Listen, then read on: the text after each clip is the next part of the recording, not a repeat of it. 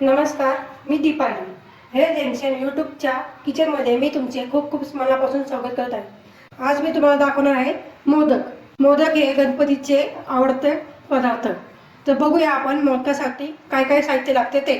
मी एक मोठा बाउल सुकं खोबरं किसून घेतलंय. गूळ घेतलाय एक बाउल. तुमच्या आवडीनुसार गोडीनुसार तुम्ही घेऊ शकता. एक चमचा खसखस घेतली. विलायची, जायफळ आणि साखर मिक्सरमध्ये बारीक पेस्ट केली आहे. मीठ, 2 चमचे साजूक तूप आणि 1 वाटी गव्हाचं पीठ. मोदकचं आवरण करण्यासाठी मी हे 1 वाटी गव्हाचं पीठ घेतलंय आणि हे जे तूप घेतलंय मी हे मोहनासाठी घेतलंय.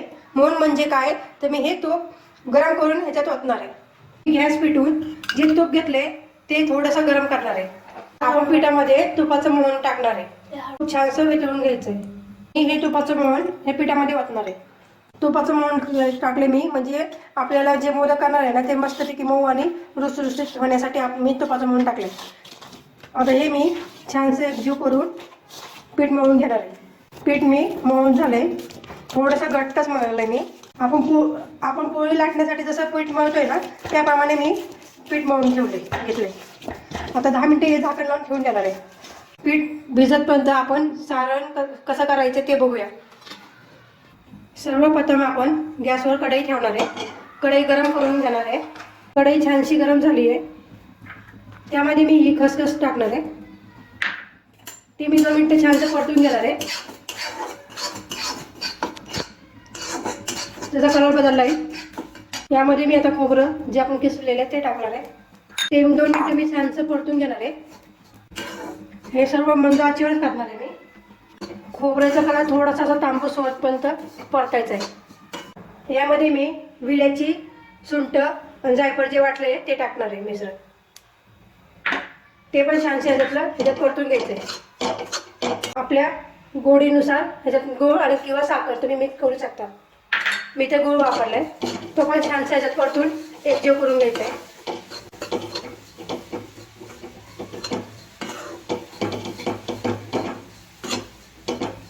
हे सर्व मिश्रण एकजीवच झालंय. पण याचा छानसा मिक्स झालाय. सारण तयार झालंय. मोदकचे कवच जे केले ते कसं करायचं ते बघू. थोडंसं थंड होऊन देऊया. करण्यासाठी आपण जे पीठ भिजवलं होतं ते पण छानसं भिजलंय. आता त्याचे मी बारीक बारीक छोटे छोटे गोळे करून पुऱ्यासारखं लाटून घेणार आहे. एकसारखे असे बारीक आकारचे मी पुऱ्या लाटून घेणार आहे.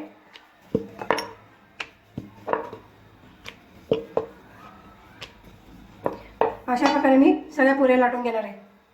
मी अशा प्रकारे सगळ्या एकसारख्या आकाराच्या पुऱ्या लाटून घेतल्या आहेत. आता आपण मोदक कसे करायचे ते बघू. एक पुरी घेतली. एक छोट्या चमच्याने त्यातलं सारण ह्याच्यात घेतलंय.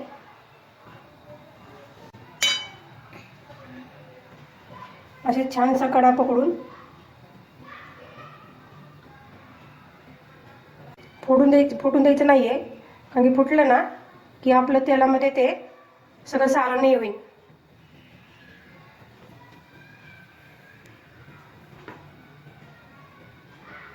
अशा प्रकारे मी आता सगळे मोदक तयार करणार आहे. त्याप्रकारे मी आता सगळे मोदक करून घेत आहे.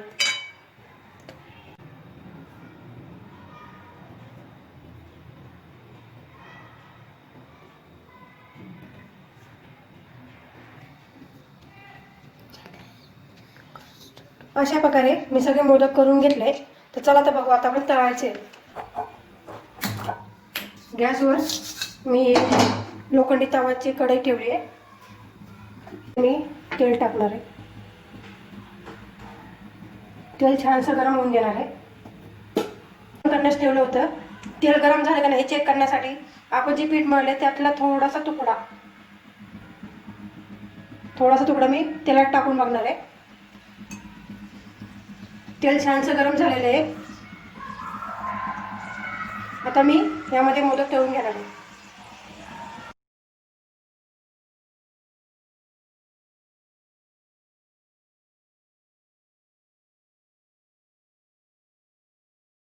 त्याचा कलर थोडा हवा असा लालसर हे करून तळून घ्यायचे. प्रकारे मी सगळे मोदक तळून घेणार आहे. सर्व मोदक तळून घेतले. गणपतीला खास आवडणारा पदार्थ म्हणजे मोदक.